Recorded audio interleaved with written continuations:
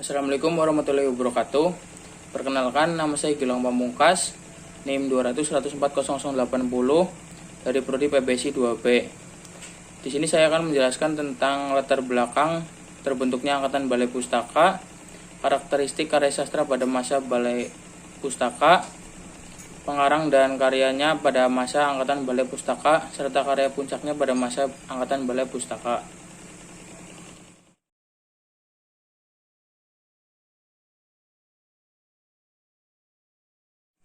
Latar belakang berdirinya Angkatan Balai Pustaka. Dalam sejarahnya, awal mula Balai Pustaka terbentuk ketika pemerintahan kolonial Belanda mendirikan komisi untuk bacaan sekolah pribumi dan bacaan rakyat. Pada tanggal 14 September 1908, Angkatan Balai Pustaka melalui keputusan gubernur. Dan Balai Pustaka baru menghasilkan bacaan pada tahun 1910 yang dipimpin oleh Dr. Rinkes sampai tahun 1916. Dengan tugasnya adalah memajukan moral dan budaya serta meningkatkan apresiasi sastra. Kemudian pada tahun 1917, pemerintahan kolonial Belanda mendirikan kantor Voor de Volkslectuur atau kantor bacaan rakyat, yaitu Balai Pustaka.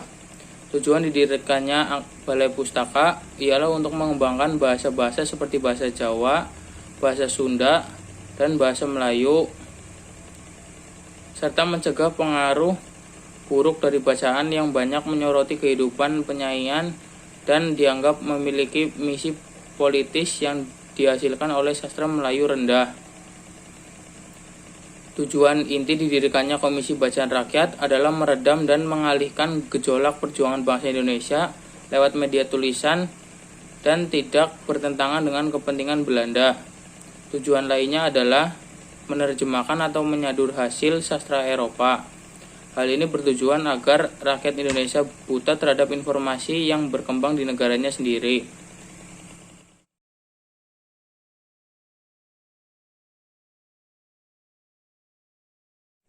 Karakteristik karya sastra pada masa Angkatan Balai Pustaka.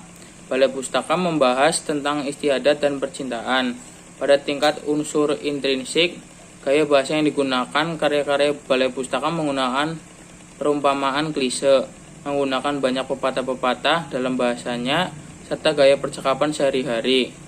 Alur yang dipakai adalah alur datar atau alur lurus, dan akhir ceritanya tertutup. Tokoh-tokoh selalu orang-orang kedaerahan atau bersifat kedaerahan, baik dalam bahasa maupun dalam masalah dengan teknik penokohan yang datar. Penyajian tokoh hanya dalam permukaan saja, tidak ada atau menggunakan masalah kejiwaan, tetapi masalah seperti fisik yang dimunculkan dalam karya-karya Balai Pustaka. Sudut pandang yang digunakan adalah sudut pandang maha tahu, bersifat idealisme dan romantis. Kadang banyak alur yang menyimpang dan lambat. Amanatnya bersifat didaktis atau nasihat, mendidik pembaca agar loyal pada pemerintah sebagai pegawai, bertumpu pada kebudayaan daerah, sehingga karya-karya Balai Pustaka digemari rakyat pedesaan dan rakyat kota yang priai. Roman-roman Balai Pustaka penuh sentimentalis, penuh air mata, yang dimaksudkan untuk meninabobokan rakyat agar menjauhkan diri dari pikiran-pikiran sosial dan politik bangsanya.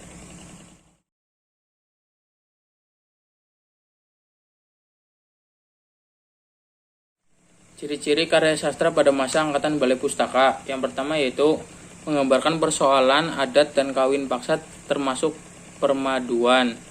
Kedua, bersifat kedaerahan. Ketiga, tidak bercerita tentang kolonial Belanda. Yang keempat, kalimat-kalimatnya panjang dan masih banyak menggunakan perbandingan, pepatah dan ungkapan-ungkapan klise. Yang kelima yaitu corak lukisan adalah romantis sentimental.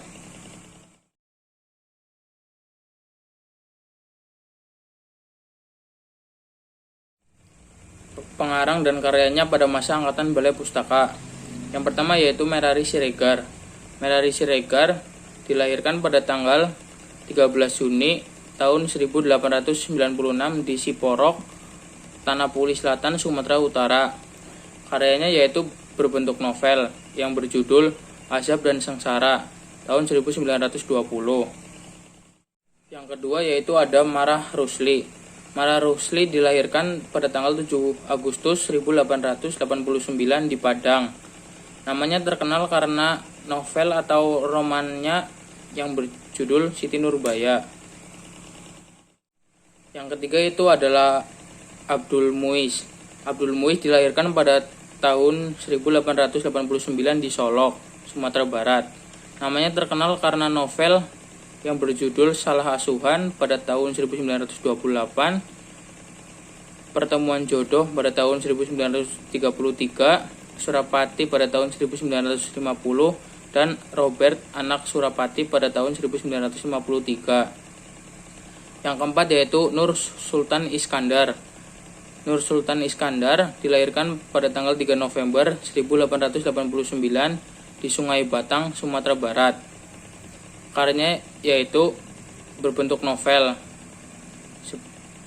yang berjudul Apa Dayaku Karena Aku Perempuan pada tahun 1922, Salah Pilih tahun 1928, dan Karena Mertua pada tahun 1932. Yang kelima itu ada Muhammad Kasim. Muhammad Kasim dilahirkan tahun 1886 di Muara Sipongi, Tanah Poli Selatan, Sumatera Utara.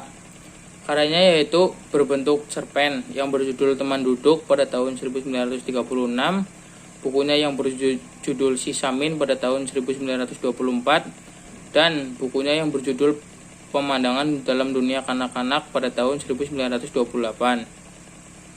Yang keenam yaitu Tulis Sutan Sati. Tulis Sutan Sati dilahirkan tahun 1928 di Bukit Tinggi. Karangannya yaitu novel yang berjudul Sengsara Membawa Nikmat tahun 1928, novel yang berjudul Tak Disangka tahun 1929, novel Memutuskan Pertalian tahun 1932, dan novel yang berjudul Tiak Membalas Guna tahun 1932. Yang ketujuh yaitu Aman Datuk Madjo Injo. Aman Datuk dilahirkan tahun 1896 di Surakam, Solok, Sumatera Utara. Karyanya yaitu berbentuk novel yang berjudul Syair Siban Sourai tahun 1931, Menebus Dosa tahun 1932, Rusmala Dewi pada tahun 1932, Si Cebol Rinekan Bulan tahun 1934, Sampaikan Salamku Kepadanya pada tahun 1935. Yang ke-8 yaitu ada Muhammad Yamin. Muhammad Yamin dilahirkan pada tanggal 23 Agustus 1903 di Sawah Lunto, Sumatera Barat.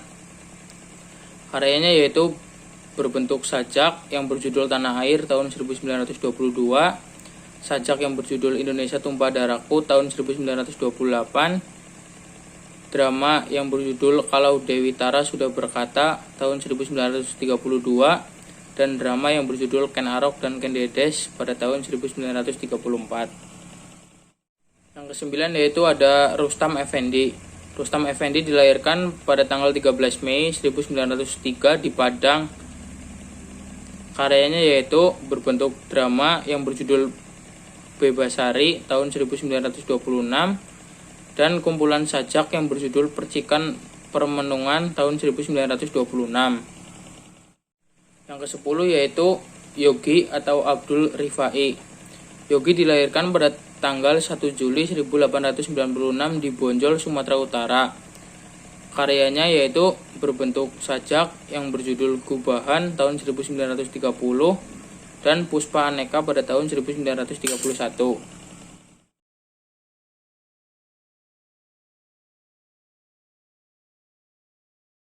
Karya puncak pada masa angkatan Balai Pustaka. Puncak karya sastra zaman ini adalah novel Siti Nurbaya karya Marah Rusli. Karena itu, angkatan ini dinamakan juga dengan angkatan Siti Nurbaya. Meskipun demikian, beberapa karya lain juga menonjol, misalnya Salah Asuhan karya Abdul Muiz, serta Azab dan Sengsara karya Merari Siregar.